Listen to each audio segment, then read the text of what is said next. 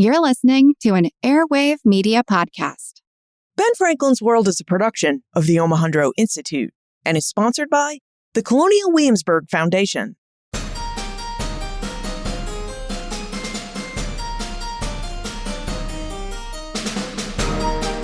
Hello, and welcome to episode 338 of Ben Franklin's World, the podcast dedicated to helping you learn more about how the people and events of our early American past have shaped the present-day world we live in. And I'm your host, Liz Covart. On September 17, 1787, 39 delegates to the Constitutional Convention signed the United States Constitution and submitted it to the states for ratification. This is why on each September 17th, we think about the Constitution. Now, in our commemoration of the Constitution, we'll spend both of our September episodes exploring different aspects of the Constitution by investigating parts of the government it created and the context in which it was written. In this episode, we're going to take a deep dive into Article 1 of the Constitution.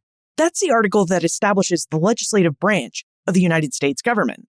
Specifically, we're going to join 3 historians from the Senate Historical Office to investigate the creation and formation of the United States Senate. Now, during our investigation of the U.S. Senate historians reveal the structure of the legislative branch created by the United States Constitution as established in Article 1 of the Constitution. Details about the early U.S. Senate, including its powers, organization, and process for doing business. And how divisive party politics influenced the work of early U.S. Senates and eventually led to the creation of the modern-day filibuster. But first, if you've not had the opportunity to read the United States Constitution, or it's been a while since you last read it, be sure to check out today's show notes page, as I've included links to the United States National Archives, which has a really nice web exhibit on the handwritten document, and a great transcription of it. This way, you can learn more about the Constitution's history and read through our structure of government. You'll find these links at benfranklinsworld.com/338.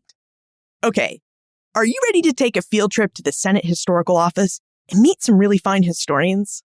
Let's get to it.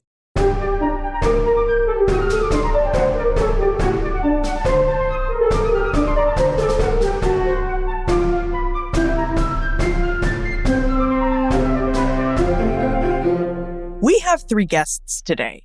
First is Betty K. Coed, the United States Senate historian and director of the Senate Historical Office.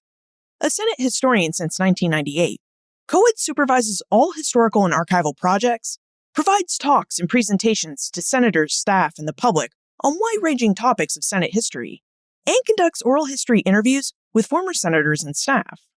She oversees more than 10,000 pages of historical material on the Senate website, is a senior editor of the Biographical Directory of the United States Congress, and provides research and reference assistance to the Senate community, the public, and the media.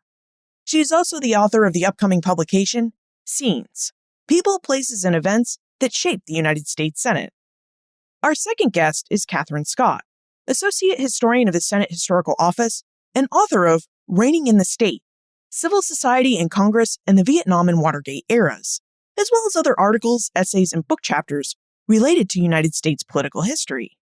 And our third guest is Daniel Holt, an assistant historian at the Senate Historical Office. Prior to joining the Senate Historical Office, Dan served as a historian at the Federal Judicial Center, where he edited volumes 2 and 3 of Debates on the Federal Judiciary, a Documentary History.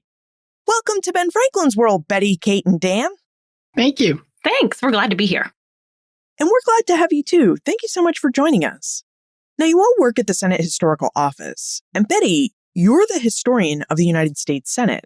So would you tell us more about the Senate Historical Office and the work that you, Kate, Dan, and the rest of your staff do as historians in service of the Senate? Yes, I'd be delighted to do that. The Senate Historical Office was founded in 1975, and its founding mission was to preserve and promote the history of the U.S. Senate. And that's really what we've been doing for the last 40-some years. We started with just one historian, and then he quickly hired another. And then in 1982, we hired an archivist, and the staff has grown since that time. We now have 10 full-time staff members in the Historical Office. But those first three members really say a lot about the office because we had two historians on staff who were here to write, study, research, and explain the history of the Senate to the broader community. They also served as institutional memory to the Senate. So we were here to answer questions or provide research or provide documents that support historical interpretations of the Senate, that type of thing. And the Senate archivist, who was here to make sure that all of the Senate's official records are properly preserved and properly transferred to the National Archives for long-term preservation, and eventually to make those records available to researchers. So today, with our 10 staff members in place, we still serve that same basic function, but we do it in a much broader way. We have multiple ways to communicate to the public now. We don't have to just take phone calls or have someone wander into our office on some day, but rather we have a website that has thousands of pages of historical material on it. We do our own monthly blog post, which introduces the public to different areas of Senate history and different biographies of senators. And we have a growing staff of archivists who are here to help manage the complicated world of Senate archiving in the 21st century, which is not just old paper records from committee offices going to the National Archives, but now a wide array of electronic and digital records that are created in emails and instant posts and Twitter feeds and that type of thing. And all of those things have to be preserved and archived. So it's an office with a simple mission to preserve and promote the history of the Senate. But as the years have gone by, the ways in which we strive to fulfill that mission have become increasingly complicated. And as the director of the office, I'm extremely fortunate because I have a terrific staff of professional historians and archivists. We also have a photo historian and an historical editor, all who are there to help me fulfill the mission here in the 21st century. As a historian who works in the 18th century, long before digital records existed, I don't often think about the sheer quantity of digital records that government offices like the United States Senate must generate every year. Betty, do you know how many documents the United States Senate generates each year and that your office is charged with preserving and protecting? Well, that's a little bit difficult to tell because we have paper documents and that goes into the millions of sheets of paper, but we also have gigabytes and terabytes of electronic record. And I don't have a specific statistic for you, but I know in the last couple of years, we've gone into something like 30 terabytes of committee records, for instance, that have gone to the National Archives. So that collection is vast and it's growing daily. The number of paper records being preserved is diminishing over time because more and more of the Senate's business is being done in digital format. And when you add into that senators' papers, which aren't official records of the Senate, but remain the property of each individual senator, we also work very closely to be sure all of those records are preserved and housed in a home state repository, like a library or a university or an historical society in a home state. And those can often range in the thousands of boxes of paper records plus multiple terabytes of electronic digital information that's being preserved as well. Wow. That is a lot of records that your office has to deal with and that some future historian or many historians are going to need to sort through as they write histories of our 21st century age. Now, speaking of records, when does the record or the institutional history of the United States Senate begin? Now, we've spoken with your colleagues in the Office of the Historian of the House of Representatives in episode 202, and they noted that the institutional history of the House of Representatives really dates back to the First Continental Congress in 1774. Does the Senate have a similar pre-Constitution origin, or does its institutional history really start with the Constitution in 1789? Our history dates back to March 4th of 1789. That's when the Senate first went into business without a quorum, as it turned out, but it still went into business that day. However, there are many predecessors and precedents of the Continental Congress that played a role in the early Senate. So we also have a lot of connections to the Continental and the Confederation Congresses. We can't necessarily tie the direct link the way the House does, but we still have members that served in both the Continental and Confederation Congresses, as well as members who were at the Constitutional Convention. And so there is a real continuity from the 1774 all the way into the early years of the Senate, particularly into the early 1800s. while those members were still in service to their country. As you noted, Betty, the new government of the United States Constitution went into effect and opened on March 4, 1789. And I think we should talk about Article 1 of the United States Constitution, which established the legislative branch of the United States government. Dan, is this something you could help us out with? Could you tell us about Article 1 of the United States Constitution and how that article structures the United States Senate? Sure, I'd be glad to take that. Article 1 places the legislative power of the United States into the Congress and divides the Congress into two separate houses. The House of Representatives, according to the Constitution, is elected by the people. The number of representatives are based on the population of given states and districts. Whereas the Senate, each state is given an equal representation in the Senate, 2 senators per state.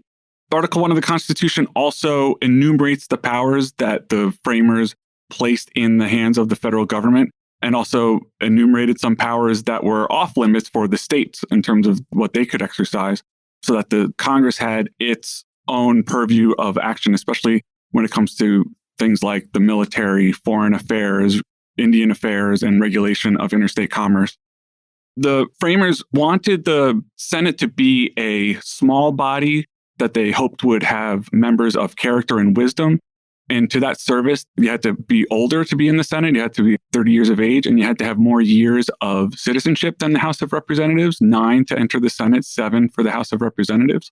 Also, there was this notion that if you could make election to the Senate somewhat of a remove from the people, you would also then help to create that more elite membership. And so the Constitution placed the election of senators with state legislatures that remained in place until adoption of the 17th Amendment in the 20th century. If we think about it, it seems like early Americans, when they devised this Constitution in 1787, they had a lot of experience electing the representatives directly. But as you just mentioned, Dan, senators were to represent states rather than people. And as such, the American people did not directly elect their senators until the passage of the 17th Amendment in 1913. Could you tell us why members of the Constitutional Convention thought that the new government needed not just one house of Congress, but 2 houses of Congress, and that the Senate really should represent the states more than the actual American people? The framers of the Constitution were very influenced by the idea of what they called at the time mixed government. This went back to the 17th and 18th century. And the idea was that society was essentially broken down into social orders, and each of those needed to be carefully balanced for a successful government to function. So you had a monarch at the head of the government. You had a body that represented the landed nobility or aristocracy. And then you also then have the lower house, which would represent the people at large, or at least those who were allowed to vote. This was reflected in colonial governments. You would have a governor who was appointed by the king in England. The governor was usually served by a council of sorts, whose job was to advise the governor and also put into place policies passed by the governor. And then in many of the colonies, you had popularly elected assemblies. And so the framers were very familiar with that model. And they also looked to England for its own model of government with the king and its bicameral House of Commons and House of Lords. They were very cognizant that in the United States, there was no such thing as a landed nobility. You didn't have titled aristocracy, but there was still this hope that the Senate would attract what they talked about as the natural aristocracy, members of the country who had some wealth, property, but also wisdom and character to take on that role of a check on democratic impulses. Okay, so the United States Constitution has created a 2-house legislative branch. We have the House of Representatives, which has always been popularly elected by the people. And we have the United States Senate, which was meant to be the higher level of Congress, something that was a small elite body, and that at first, to be a United States Senator, you had to be elected by your state legislature because the Senate was supposed to represent the states rather than the people, at least until the 20th century. But how does the Constitution divide or share power among these 2 houses of Congress?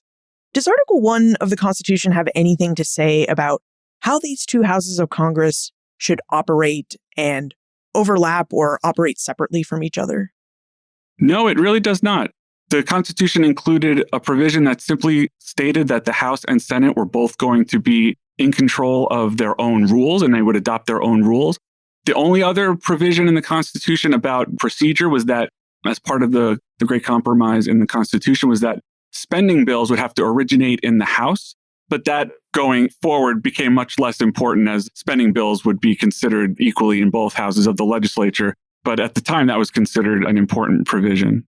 One of the most important jobs that is given to the Senate by the Constitutional Convention is the power to provide advice and consent over treaties with the foreign nation and in the confirmation of appointments to the executive branch and the judicial branch. So there was actually a lot of work that both the House and the Senate needed to do to operate with one another and to operate as these separate houses of the legislative branch. Now, Dan, you mentioned that, like the House of Representatives, the Constitution allows the Senate to devise its own rules on how it's going to operate and conduct its own business. Kate, could you tell us about the rules that the first Senate created so that it could operate and start doing the business of government? So one of the interesting things about the Constitution is that it provides this framework for government, but it leaves the details to be filled in by the first people who are elected to serve in the Senate and the House of Representatives. And when you think about the Senate needing to fulfill these new responsibilities as established by the Constitution, well, how are they going to do that? They're literally thinking, how are we going to do this? Well, they're going to need some help. And one of the things they decide to do in the first few days after they achieve their first quorum to conduct business is they need to hire some officers. And that's what they do. The first two officers that really have a great impact on the institution in the early years are Sam Otis as the Secretary of the Senate and James Mathers as the Senate doorkeeper. He later has a more expanded title to be the Senate Sergeant-at-Arms and doorkeeper. But in the early days, he is the Senate doorkeeper. And if you think back to this period, you could imagine a kind of job posting. What do these senators need to help them fulfill their constitutional duties? If you're talking about someone like the Secretary of the Senate, you could think about it as new legislative body seeks administrative assistant to help manage payroll, to help order supplies like stationery, to help work with potentially challenging individuals who have strong opinions and discretion will be required. You've got someone in the Secretary of the Senate's position who's going to do all that. They're going to be keeping Senate records. They're going to be managing journals. They're going to be managing bills. They're going to be communicating with the House of Representatives when the Senate approves a piece of legislation. Someone's responsible for literally walking it over to the House and announcing that this bill has been passed. Also, of course, with the Senate's unique constitutional responsibilities as they relate to executive functions. For example, considering treaties for ratification or considering presidential nominations for both cabinet members as well as members of the judicial branch. You need someone in that role who can communicate with the executive branch and someone who can communicate with the House of Representatives. And when the Senate selected Sam Otis, they knew exactly what they would get. He was a very experienced administrative officer, but he was also a politician in his own right. Otis has this really interesting background. He was 48 years old when the Senate selected him for this position, and he had been quartermaster for the Continental Army during the Revolutionary War era.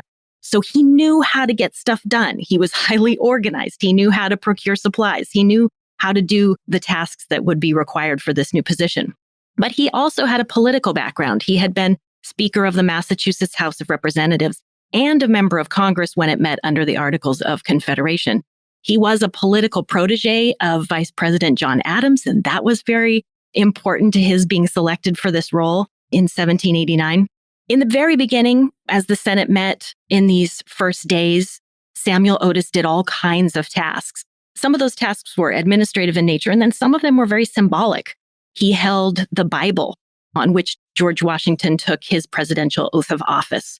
So Sam Otis was a guy who was doing everything at this point in time. He really was a one-man show and handled the legislative side and helped the Senate fulfill its executive responsibilities during this early period.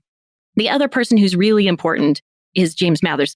Mathers himself was born in Ireland and emigrated to the United States, settled in New York, and served as a sergeant in the Continental Army.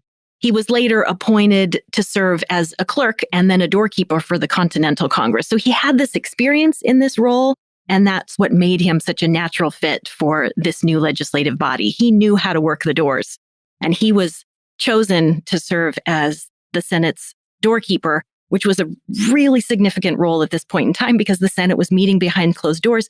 They needed someone literally to stand at the doors and permit entrance only to those people who were members of the Senate or a few select staff.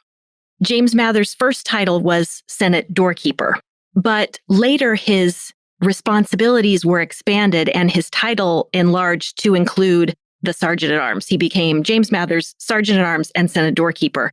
And that suggests the expanded role that he played as the Senate opened its doors, also as the Senate developed a few problems. For example, how do you compel senators to show up so that you can achieve a quorum and you conduct your business? And by expanding his responsibilities and providing him with this kind of law enforcement function, it allowed Mathers to literally, at the request of the Senate, go out and round up senators and bring them into the chamber so that the Senate could conduct its business. James Mathers, like Sam Otis, served a number of years. I think in total, he served 22 years. He died while he was still serving as U.S. Senate doorkeeper and Sergeant at Arms. And these two early Senate officers, Samuel Otis and James Mathers, really set the stage for Senate officers who would serve in a nonpartisan professional role, and that role would continue over the centuries right up until today. I'll add one thing about Samuel Otis to Kate's great description. He managed to maintain that office for 25 years. He was in there from 1789 till he died in 1814. And even contemporaries of Sam Otis noted that was quite a feat because he stayed in that office through multiple party changes, particularly the party change of 1800, which was quite tumultuous. And the fact that he stayed in office until 1814 really gave stability to the early Senate in a way that it would not have had without that kind of continuity. It sort of helped to establish the institution of the Senate as an ongoing operation, regardless of the members that came and left over time. Today, the Secretary of the Senate changes whenever we have a new majority leader. But in the 19th century, that was less the case. And particularly with Sam Otis, he managed to stay in office 25 years despite the political turmoil of his time. Kate, your description of James Mathers reminds us of one of the more peculiar roles of the early Senate, which is that this was a body that chose to meet and conduct its business behind closed doors. And this was very different from the way the House of Representatives operated at the time and still operates, which is that the House provides a gallery where people could enter the House. They weren't supposed to speak, but they could enter the House and watch the representatives conduct their business. Do we know why the early Senate chose to operate differently, where they chose to meet and conduct its business in secret behind closed doors?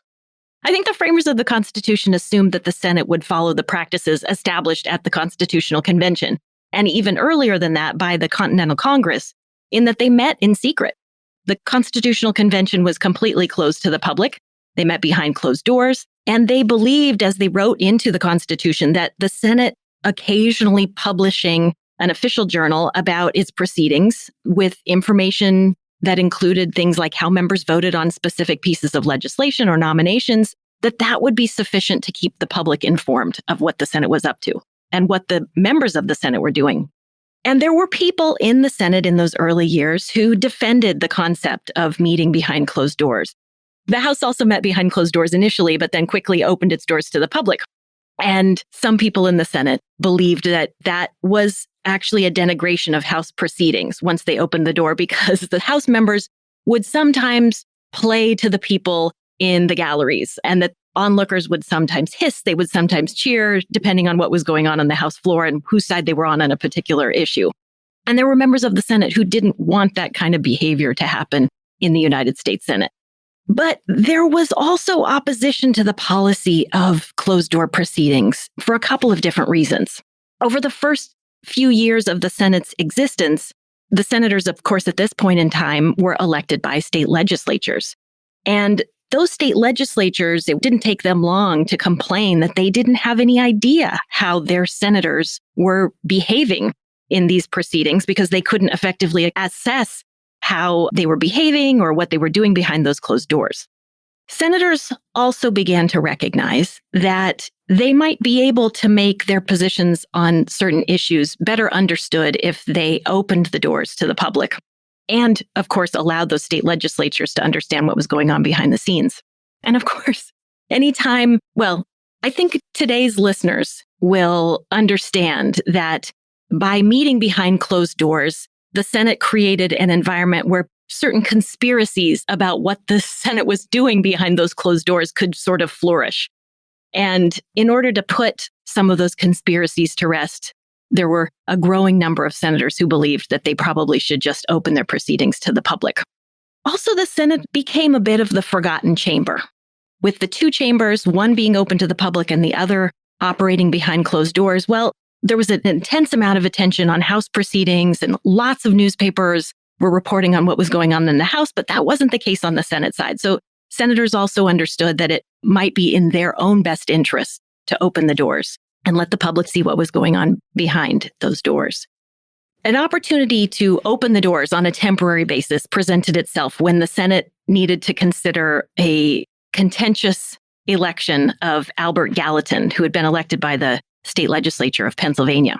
They were then meeting in Philadelphia, and the senators recognized that it was a bit of a delicate situation to be meeting behind closed doors to consider Gallatin's election when the state legislature was literally meeting right next door. So on a temporary basis, they agreed to open Senate proceedings for this occasion. And then a few days after, when the senators realized that the sky didn't fall in on them when the doors were open, they decided that they would open the doors on a permanent basis as soon as they could construct a gallery so that people could be properly seated while the Senate conducted its proceedings. So in 1795, finally, the Senate opened its doors to the public. And the funny part is that it didn't have the intended effect. Senators were a little disappointed to see that newspapermen editors were much more intensely interested in what was going on the House side because there was just a lot more emotion and debates were livelier on that side of Congress. And so the senators didn't quite get the press coverage that they'd hoped by opening the doors. It's also interesting to note the echoes of those arguments could be heard in the 1980s when the Senate was trying to decide whether or not it would put its proceedings on television. The House brought in C-SPAN in 1979, and it took another 7 years for the Senate to make that decision. And throughout those 7 years, you would hear arguments talking about, well, senators will just play to the cameras and the House is debasing itself by going on television. But there were those who believed in transparency and those believed that the people had the right to see what was happening in the Senate. And those people ultimately prevailed. But for leaders, they were concerned that they might become the lost body, that the House would get all the attention because they were on television and the Senate would just be forgotten. And that was one of the principal motivations behind putting C-SPAN cameras into the Senate chamber in 1986. It's really interesting to think about the Senate conducting its business behind closed doors, especially from today's context, when we think about how elections work. The press is critical when you think about someone running for re-election in the Senate. You would think that the press really needed to gain access to the Senate so that the senator could showcase all the work they've been doing on behalf of the people. But again, as we've said in this early context, the Senate was meant to represent the states. So state legislatures had to be impressed by the work of their individual senators in order to get reelected, not the mass of people. It is interesting to note how much of Senate action made it into the press, even in the days when the Senate doors were closed, because we know that senators often went out and talked to a lot of people who worked for the press. And so a lot of the early reporting of the Senate is sort of secondhand hearsay reporting from senators to the reporters, and then it made it into the press. So it's not as complete as the House, but we do have press coverage of early Senate proceedings. That's a really interesting point and something that we should think about too, which is how do we know what we know about the proceedings of the early Senate, given that this was a body that met behind closed doors during its first 6 or 7 years of existence? As Kate mentioned, the Constitution instructs the Senate to maintain a journal of its proceedings. So the base level, what we have is the Senate Journal and the Senate Executive Journal when they considered treaties and nominations. But we are amazingly lucky that a particular senator in that first Congress wrote down meticulous notes about what was going on a day-to-day basis in the Senate in 1789 to 1791. That senator was William Maclay of Pennsylvania. What makes his journal so interesting to read is he comes to the Senate not as an individual with a national notoriety, which kind of makes him a bit of an underdog in this new, supposedly august body of the Senate. But that also means that he has a very large chip on his shoulder. He's very critical of, for example, Vice President John Adams, because he thinks he spends too much time worrying about things like titles and decorum and things of that sort. He's critical of the inefficiency and speed that the Senate operates on when he shows up, and sometimes he's the only one there, or they only meet for an hour or two and then wind up adjourning for the day. But he has so many great little flavors about what it's like to be sitting in that chamber in New York and eventually Philadelphia as this body is starting to just figure out what it should be doing. And so we're really indebted to that. I should note that it was not available to folks until much, much later in the 19th century. So, we've had the benefit of his diary since then. It does seem like it must have been intimidating for some people, like Maclay, as you point out, when we think about how both the House and the Senate and the government in general really are filled with these people that we would consider the luminaries of the American Revolution, the founding fathers. So if you have people who came up through the ranks who didn't serve, in the Continental Congress, but served in these state offices during the Revolution, or if you just happen to be young and you're now coming of age in the early Republic, to have to go to work every day with the actual founders of the nation. I think this was a tension that existed in the early period when James Madison was mapping out what he wanted to see in the Constitution, what became the Virginia Plan, and he was talking up his ideas to his friends like Thomas Jefferson. One of the things that came up for criticism was what they considered to be the quality of the individual who found themselves elected in the state assemblies, and the extent to which the gentry of the era found them wanting, found them to be too self-interested, too much interested in playing to popular audiences, on the extreme end, maybe dabbling in demagoguery as far as they saw. And so it kind of helps understand this idea, again, of the Senate as this body that would bring deliberation and what James Madison called coolness and wisdom to those deliberations in this era when, the social order was really in a lot of flux.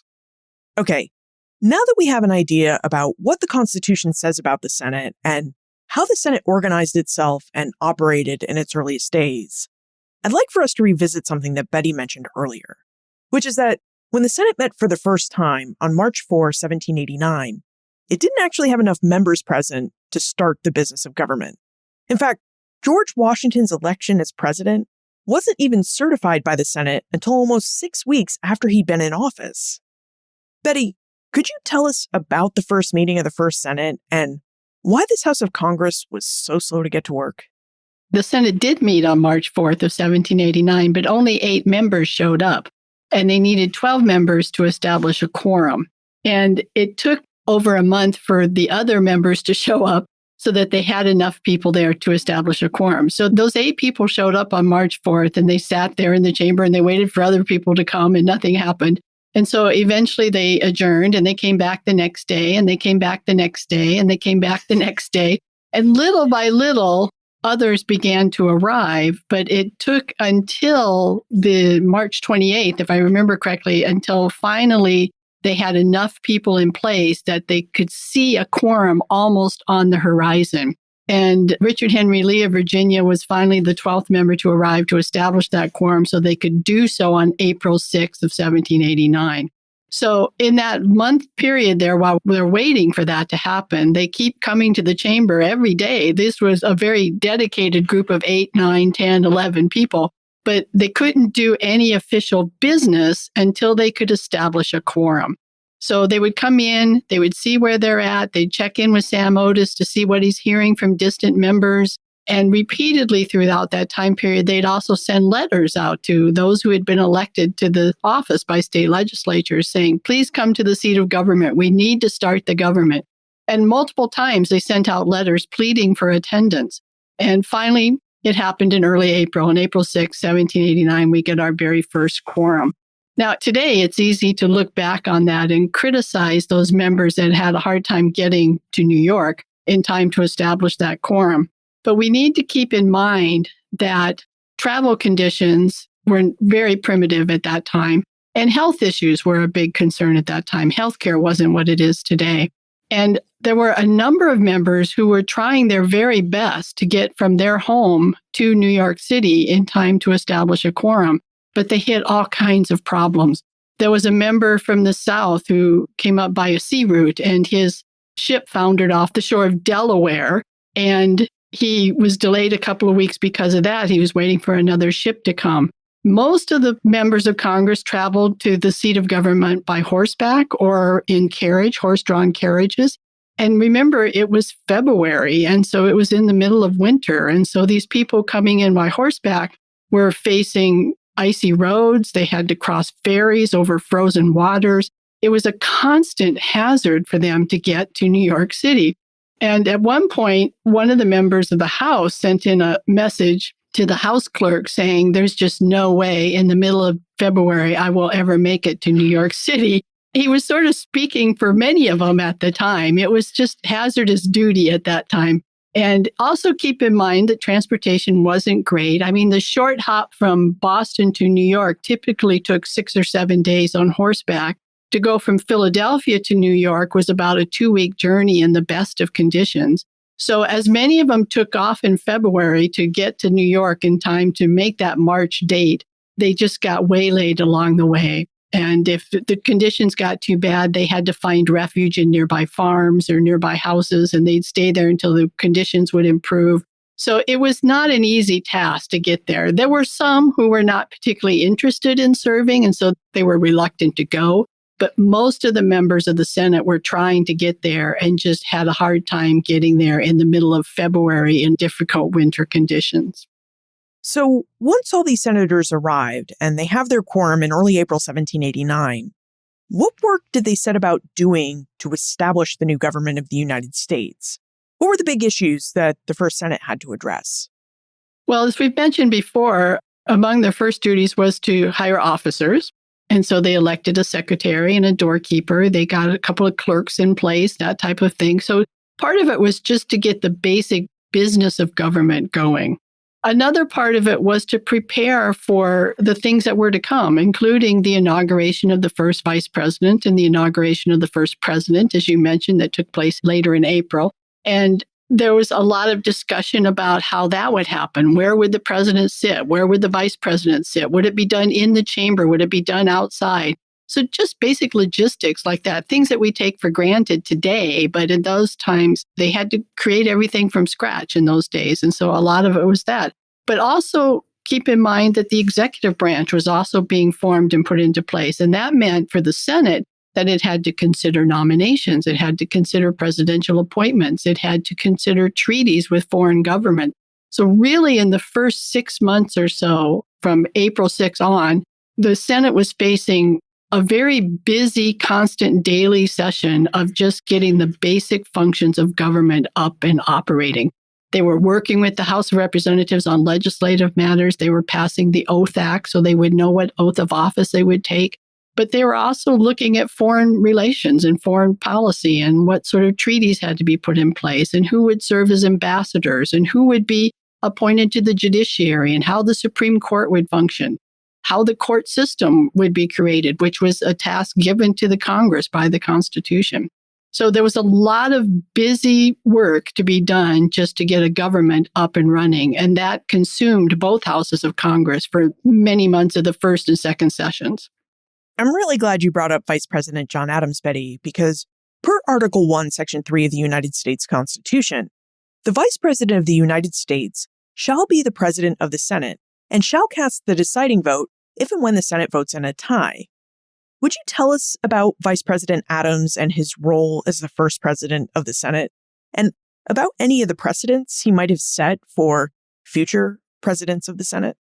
When John Adams became vice president, it was a unique role for him, but a unique role, period. No one had served in that position before. So it was unclear just what role the vice president would play. They knew he would be the constitutional president of the Senate. That was established. But what would he do in that role? How would he act in that role? What sort of relationship would he have with the president? All of these questions remained to be answered as the first Congress went into operation. And Adams was very conscious of these issues. He came to office with a tremendous experience in government and was a brilliant governmental philosopher, you might say. He had studied government in great depth, both in antiquity and in the modern era.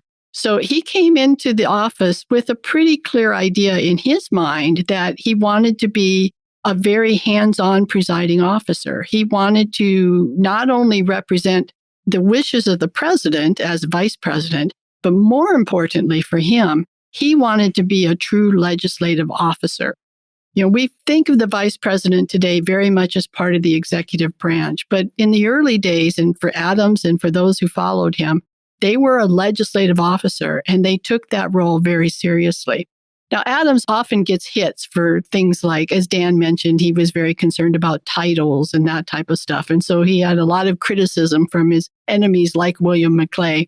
But I think we also have to give a lot of credit to Adams because he really sort of set the stage and felt the way through that early years of the vice presidency to sort of set up what ultimately would become a fairly neutral agent, a fairly neutral observer.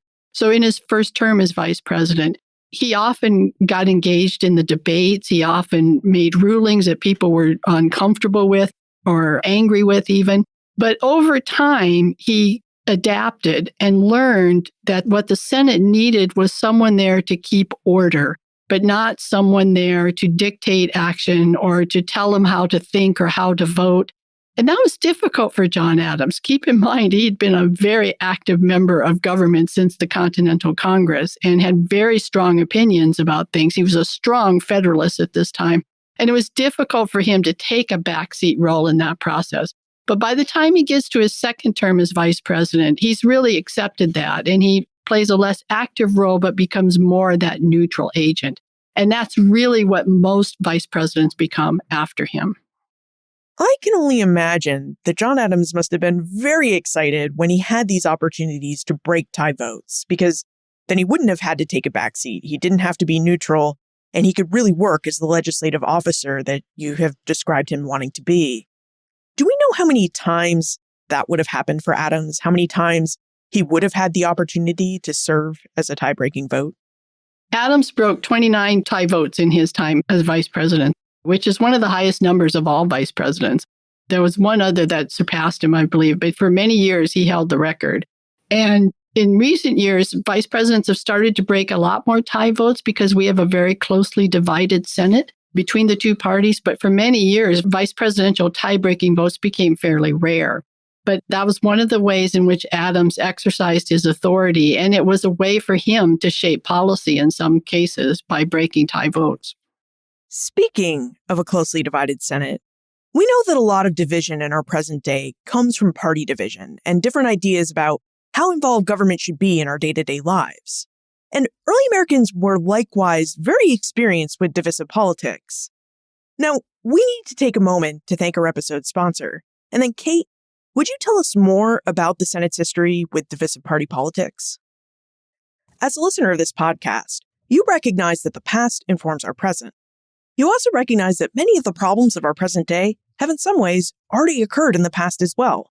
Problems like those caused by divisive party politics. The divisive party politics that divide the American people today are not a new development in the history of the United States.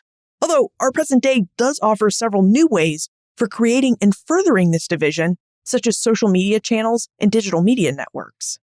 Now, one place you might look for more information about the United States' history with divisive politics is Scribd. Scribd is a digital platform that seeks to change the way the world reads. Whether you prefer to read online through your web browser or on your tablet or smartphone, the Scribd app gives you instant access to millions of ebooks, audiobooks, magazines, and podcasts, including Ben Franklin's World. And Scribd has quite the selection of history books and history audiobooks, including Scribd originals, books that are written by some of today's leading authors exclusively for Scribd, like the newest original, Sins of the Founding Father, George Washington, the Indigenous Tribes, and the Decisions That Shaped America's Future, by best-selling author Peter Stark. Now, Scribd offers you one of the world's largest digital libraries, all in one subscription, all for one price.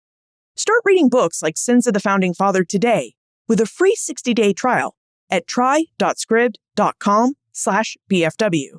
That's try.scribd.com/BFW to start reading with a free 60-day trial. Kate, could you tell us more about the Senate's history with divisive party politics and when that history really began? I think that we have a tendency to look on earlier periods of our national history for this era of nonpartisan politics, when we're looking for a gentler political era where people worked together and put aside their differences for the benefit of the nation.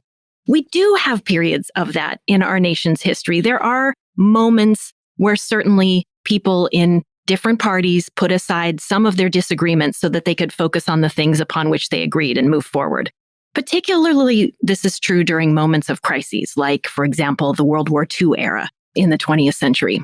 But I think those moments of bipartisanship, those moments when people are willing to put aside their differences and focus on issues about which they agree, those are really sort of the exceptions to the rule. Most of our national political history is a history about fierce partisanship, where people debate ideas fiercely. They do that in the chambers of the House and Senate. And this early national period, we see the beginnings of that. And the framers of the Constitution themselves predicted the development of factions, or what we think of today as parties. People, whether they're minority groups or majority groups, who coalesce around shared ideas about the role of government, for example, or the way in which the nation should pursue its economic growth. Those people would coalesce together and form factions, and those factions would fiercely debate with their opponents how to move forward on issues. James Madison writes about this extensively in Federalist 10 as a way to defend the Constitution and the way that it creates shared overlapping powers among the various branches of government. He says that's an important part of this new national government because it can help to prevent a sort of tyrannical faction from ruling over all others. So I don't think that the framers believed when they entered into this national experiment that people would be ready to put aside differences and that there would be this sort of kumbaya moment where everyone moved together in the same direction.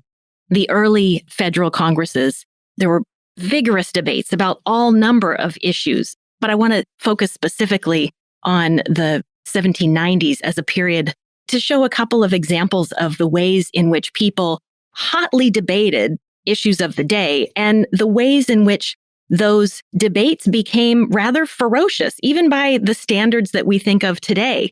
In 1798, there was a kind of national paranoia over the possibility that the nation might enter into war with France because the Senate had approved for ratification the Jay Treaty during a time when the Federalist Party dominated both houses of Congress. And in response to this vigorous debate across the country, the John Adams administration, working with its allies in Congress, approved a series of what became known as the Alien and Sedition Acts. The 1798 Sedition Act targeted journalists who were loyal to the opposition, the Democratic Republican Party that had formed around the leadership of Vice President Thomas Jefferson. And that statute provided for the imprisonment of any person who wrote, published, or uttered any false or malicious statement about the president or Congress. So there were more than a dozen journalists at the time who were prosecuted under this statute before it expired in 1801. It just gives you a sense that even during this period where we don't have the sort of very broad national parties that we might think of today in the 21st century, you certainly had groups of people who were vigorously debating issues, and sometimes these debates became rather ferocious. Some of the senators who voted to approve the Jay Treaty for ratification, their opponents burned effigies of these senators in the streets of their home states. So I would always caution anyone who looks to earlier eras of our nation's history, looking for these moments where politics were very kind and gentle and people civilly disagreed about some of these issues, because even from the earliest moments of our nation's history, in Congress, you have people actively engaged in very ferocious debates about some of these big issues. The Jay Treaty really is a great example that shows us the very divisive nature of early American politics. And I wonder, Kate, would you remind us of what the Jay Treaty was and why it was so controversial? Absolutely. So George Washington's administration is eager to reach agreement with Great Britain over some outstanding issues from the Revolutionary era. And the administration sends Chief Justice of the Supreme Court, John Jay, on a diplomatic mission to London to reach some agreement over some of these outstanding issues so that the nation can put aside some of these constant threats that they might engage once again in war with Great Britain. And much to the disappointment of many people back in the United States, John Jay reaches agreement with Great Britain, but he seems to be negotiating from a fairly weak position, and some of the concessions that he makes, people in the United States find wholly inadequate.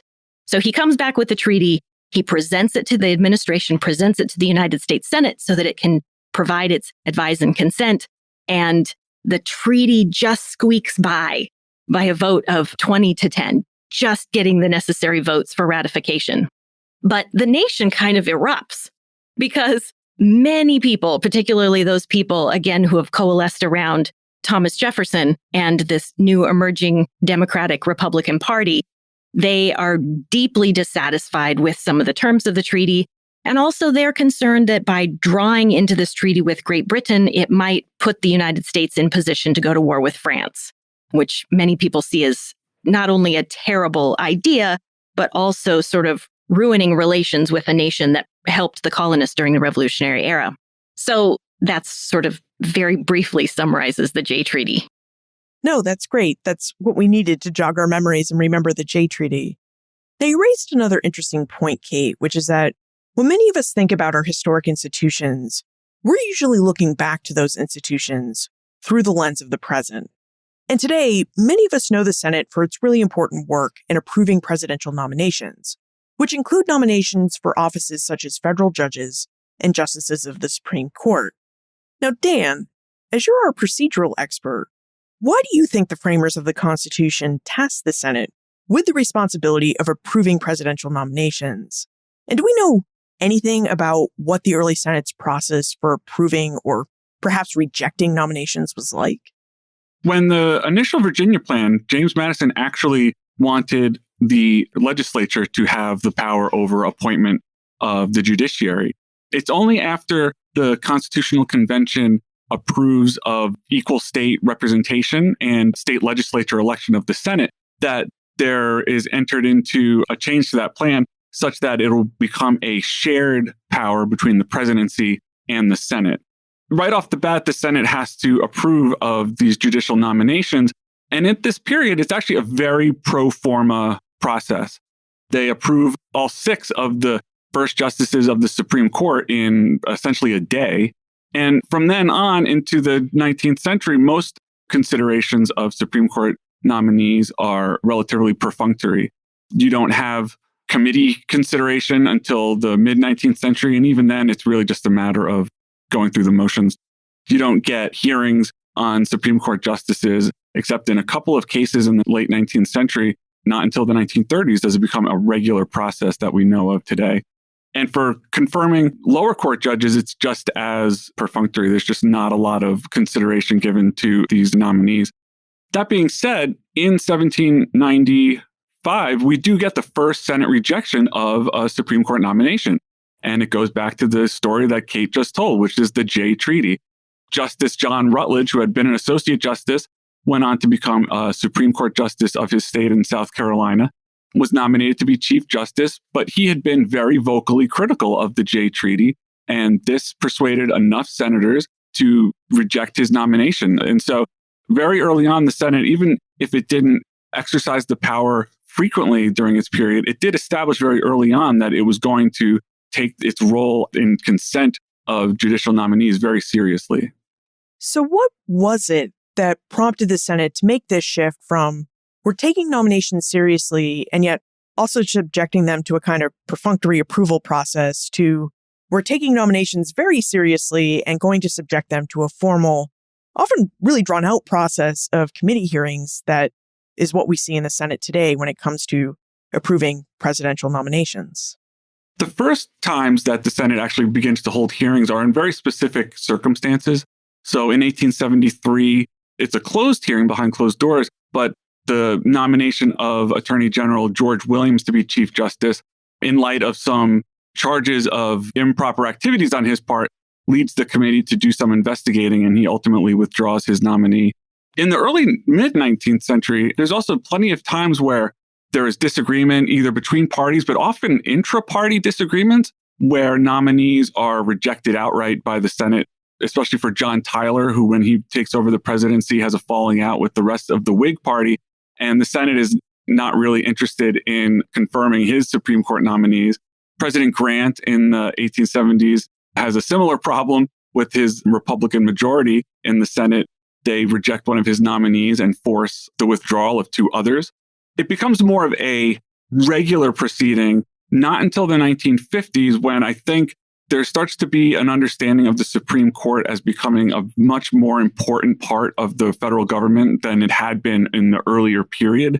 And that combined with the organization of the parties in that period, I think you get more scrutiny of Supreme Court nominees going forward because of just how pivotal the court becomes in American politics.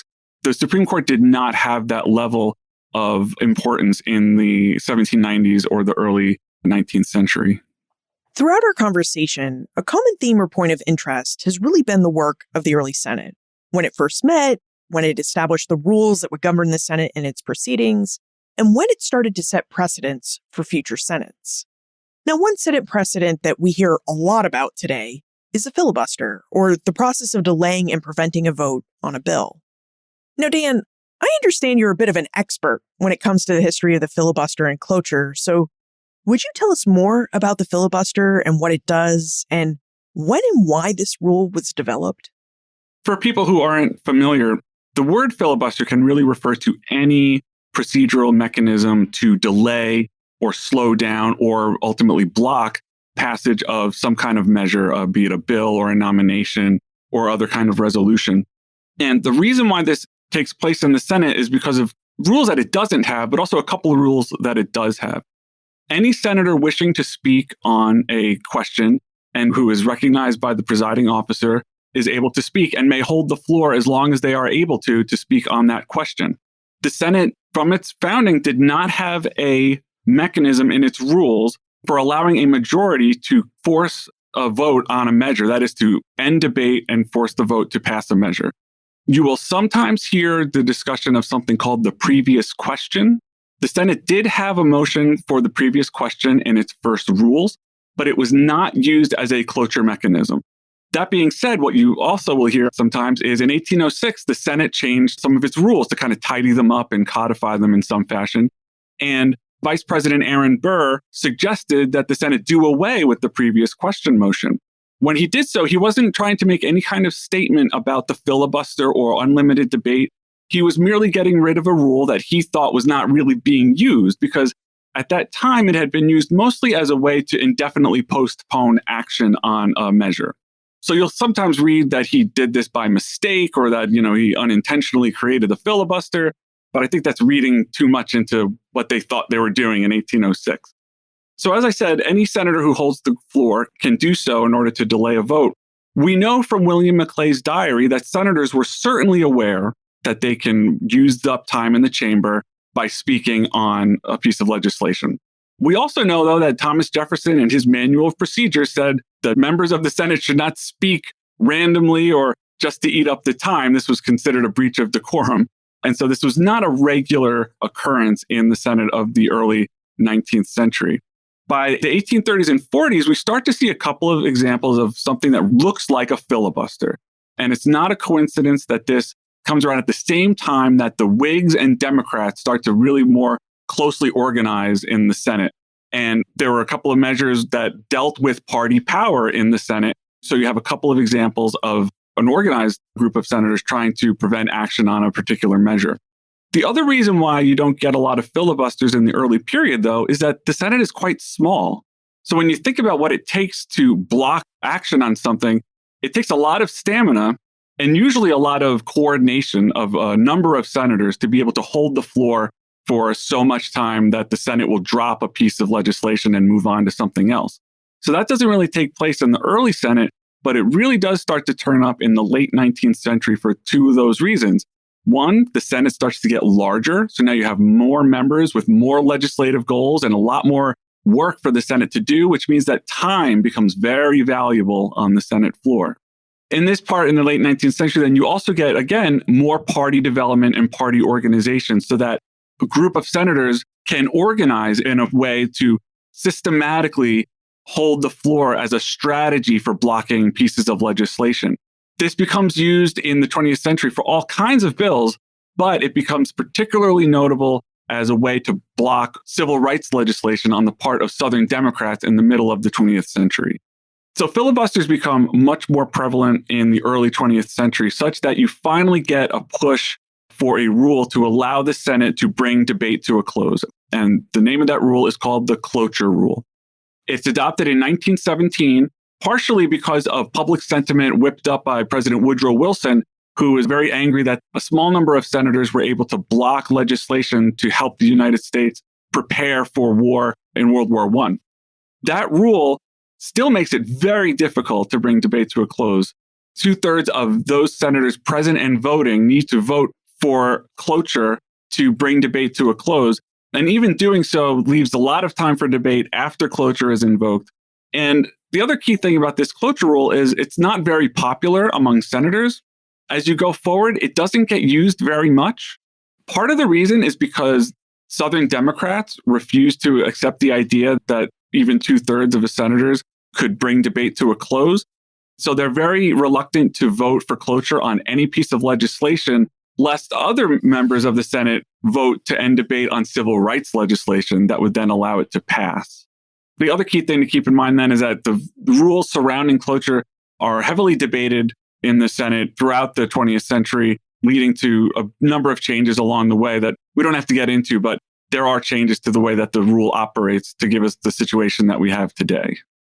In 1975, one of the efforts to change the cloture rule that Dan is talking about came to fruition, and they went from what had been a 2/3 requirement to invoke cloture to a 3/5 requirement to invoke cloture. And that's how we got to the modern number of 60 senators that are needed to invoke cloture. The United States Senate has a really rich history, and we just scratched the surface of its early history. As you have all worked for a number of years at the Senate Historical Office, and you've answered a lot of people's questions about the Senate, is there a topic or topics that you really wish more people knew about? I think I would say that one of the things I would like people to know more about for the early years of the Senate is how unformed it was in 1789. When the framers of the Constitution created this blueprint for a government, but they really did very little to flesh out the details of it. So we knew that we would have a Senate that would be elected by state legislatures at the time, that would have advice and consent powers, for example, that would have the sole power to try impeachment. But beyond that very skeletal structure put in place by the Constitution, it was really up to the Senate of these early years to decide just what its role in the federal government would be. Would it be a weak role? Would it be a powerful role? Would it be influential? Would it bow down to the House of Representatives, or would it be a strong independent body? And we really have to give credit to the early senators of the first decade, the first 20 centuries of Senate history, that they had their own vision for what the Senate would be. And they saw it as a strong, independent branch of our government. It would have this co-equal role with the House of Representatives. It would be an upper body, as Dan had suggested, of older people, of perhaps wiser and more experienced people.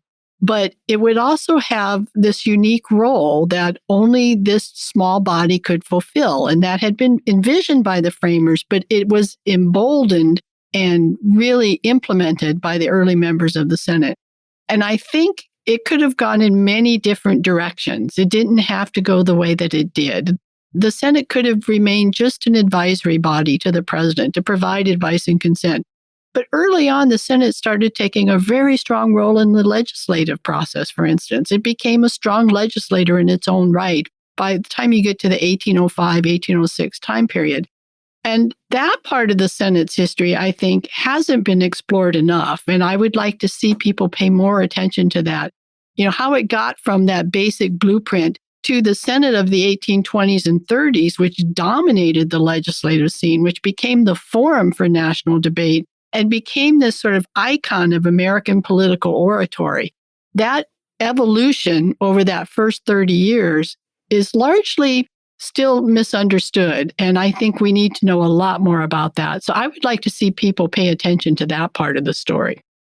I think, particularly in the last few years, as Americans have watched debates over reconciliation legislation, for example, in the Senate, they have grown accustomed to understanding the roles that certain Senate staff play in the operations of the Senate on a daily basis, particularly in that case, the role of the Senate parliamentarian. I think that the work done here in the Senate by staff, professional staff, nonpartisan staff, the role of those staff members has been underappreciated. We have 100 U.S. senators and nearly 7,000 staff to support Senate operations. And whether those people are working for the Sergeant at Arms side of the staff or whether they're working for the Secretary of the Senate side of the staff, whether they're working for committees or personal offices, they are absolutely critical to the continued operation of the U.S. Senate. So I think that is one thing I would like people to understand and appreciate a little better. I would piggyback on what Betty said about the extent to which the Constitution was really only a framework for how the Senate would come to be. And I would really encourage people to think about the Senate as an ever-changing body. I know the Senate prides itself on tradition, and sometimes you'll hear discussions about the soul of the Senate or the essence of what the Senate is. But I think as historians, I personally find much more interest in the ways that the Senate has changed over time and how the members in their particular historical contexts have changed the way the body functions. The Constitution is not destiny when it comes to how the Senate operates and what its role is in our American democracy and our representative system of government. And so in any particular time that you're interested in when it comes to political history, you can find members of the Senate who are working within the constraints handed down to them from their predecessors, but also questioning what those constraints are and taking efforts to try and change them in conversation with broader changes in American society, American ideas about the role of the federal government. And as Betty mentions with that first 30 years of the Senate's history, I think there's a lot of opportunity to research those questions and explore those for other eras as well. We should move into the time warp. This is a fun segment of the show where we ask you a hypothetical history question about what might have happened if something had occurred differently or if someone had acted differently.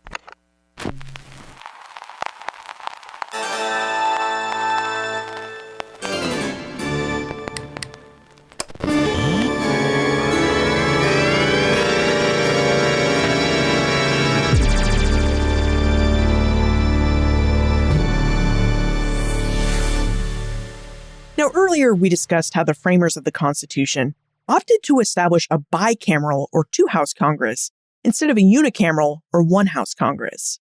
So, Betty, Dan, and Kate, in your opinion, what might have happened if the United States Constitution had established a unicameral or one-house Congress instead of dividing Congress into the two houses we have today, the House of Representatives and the Senate?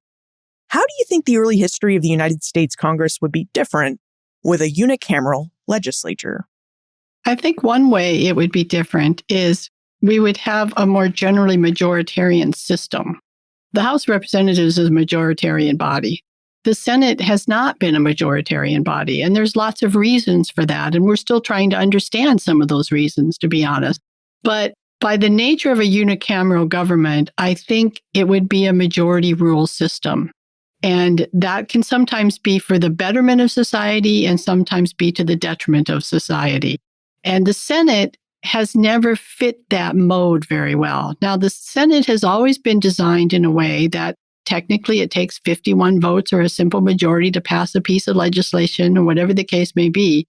But through a series of rules and precedents and kind of stuff, it's put in place in ways that it's not a strict majoritarian body. And some people love that and some people hate it, but it is something that's unique in the Senate. And I think that if it was a unicameral system across the board, we would lack that part of the Senate that has become a protection of minority. Scholars are still debating today just where that started and how that started and where it came from and how it plays a role in the Senate. But it's there. It's a reality. And I think with a unicameral system, that probably would not be the case. Well, one of the questions I would ask, Liz, is how many voting members would be part of that unicameral legislature? Because one of the Senate's unique qualities is that it's a small body, and that has over time promoted debate and deliberation.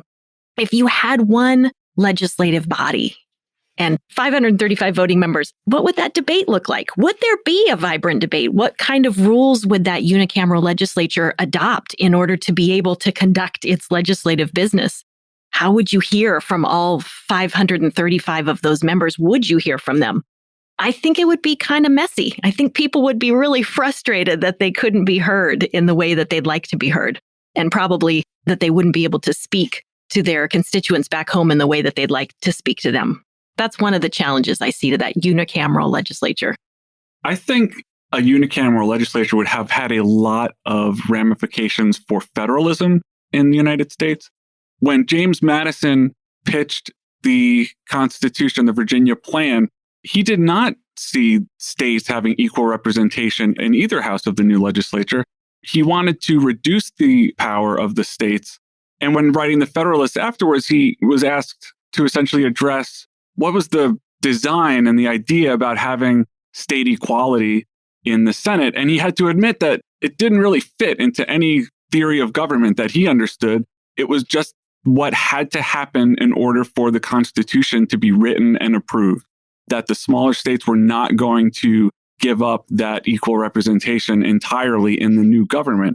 So when I think about a unicameral legislature without a Senate that essentially represented the states as states in the new federal government, I think that you would have had a stronger federal government sooner in United States history, because I think the Senate, for good or ill, as Betty said, played that important role in being a check on federal government power.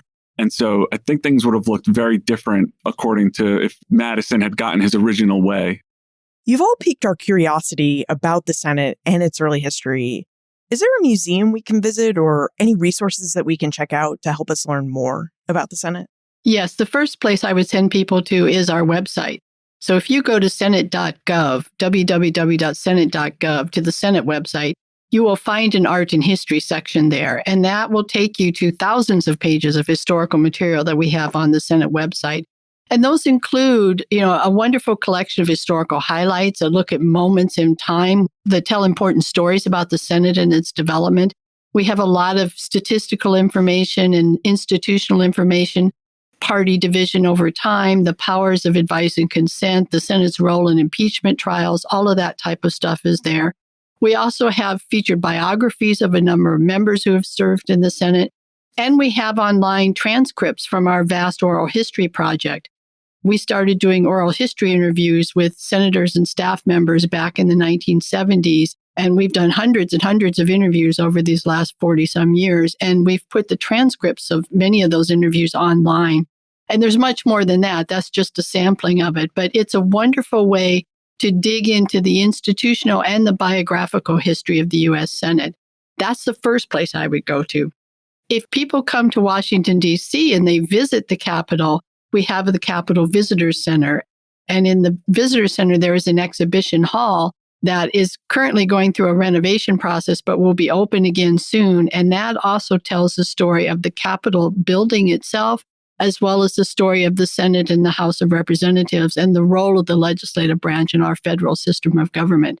So those are two excellent ways to start. Whether you come to Washington or you stay at home to do your research, those will give you a great way to start your study of the U.S. Senate. And where's the best place to find more information about the Senate Historical Office and how we can contact you if we have some questions?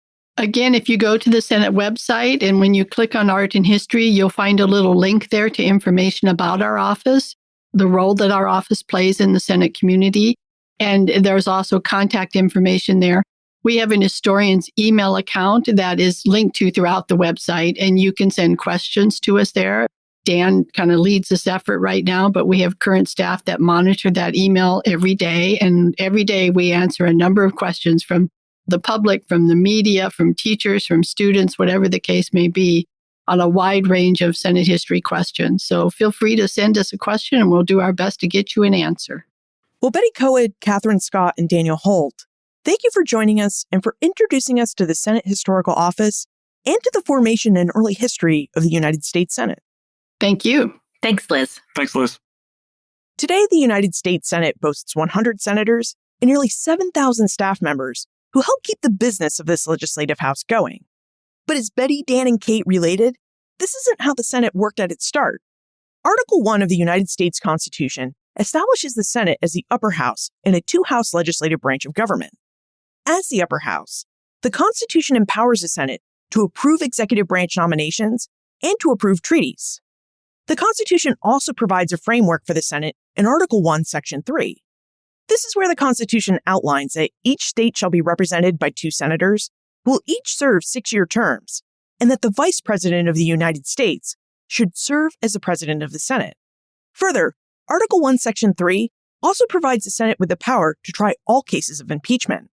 Now, the Constitution also spells out in Article 1, Section 7 that while the House of Representatives is to originate bills for raising revenue, the Senate does have the power to propose laws and concur on bills of revenue.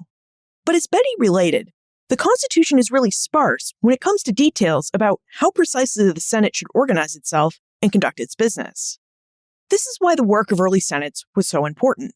They established the rules, hired the staff, and ironed out procedures for how the Senate would meet and conduct its business. It was up to these early Senates to flesh out that skeletal structure the Constitution provided and to decide just how much of a role the Senate would play in the new national government of the United States. In a relatively quick period of time, 1789 to 1806, the Senate had emerged as a powerful legislative body. Of course, some of this speed was due to the fact that by 1806, the Senate only had 34 members, as there were just 17 states in the Union. Now, as Kate reminded us, the Senate operated as smoothly as it did in the late 18th and early 19th centuries, and as it does now, because of the staff members it's hired. In its earliest days, it was up to Secretary of the Senate Samuel Otis and doorkeeper and Sergeant-at-Arms James Mathers to do their best to help the Senate acquire what it needed to conduct its business. Today, this work has expanded to employ more than 7,000 staff members. And speaking of the present, when we think about the Senate in our present day, we often think of it as the legislative body that approves or rejects presidential nominations for office, and as the legislative body with the power to use the filibuster rule to delay or kill any bill a group of senators disagrees with. And thanks to Betty, Kate, and Dan, we now have a historical understanding of how the filibuster rule developed, how the filibuster can be ended with the process of cloture, and the ways in which divisive party politics has increased the use of the filibuster and tie-breaking votes by the Vice President and President of the Senate. You can find more information about Betty Coed, Catherine Scott, and Daniel Holt, as well as the Senate Historical Office, plus notes, links, and a transcript for everything we talked about today, all on the show notes page. benfranklinsworld.com/338. Also on the show notes page, you'll find links to other episodes that really complement this one, including episode 202, which investigates the origins of the House of Representatives with historians from the Office of the Historian of the House of Representatives. Friends tell friends about their favorite podcasts, so if you enjoy Ben Franklin's World, please tell your friends and family about it. This episode of Ben Franklin's World is supported by an American Rescue Plan grant to the Omohundro Institute from the National Endowment for the Humanities. Production assistance for this podcast comes from the Omohundro Institute's digital audio team: Joseph Edelman, Holly White, Nairi Dowdy, and Dylan Holzer.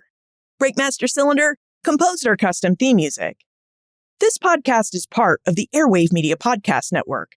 To discover and listen to their other podcasts, visit airwavemedia.com. Finally, what other aspects of the United States Constitution and the government it sets forth would you like to know about?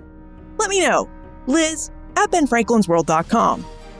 Ben Franklin's World is a production of the Omohundro Institute and is sponsored by the Colonial Williamsburg Foundation.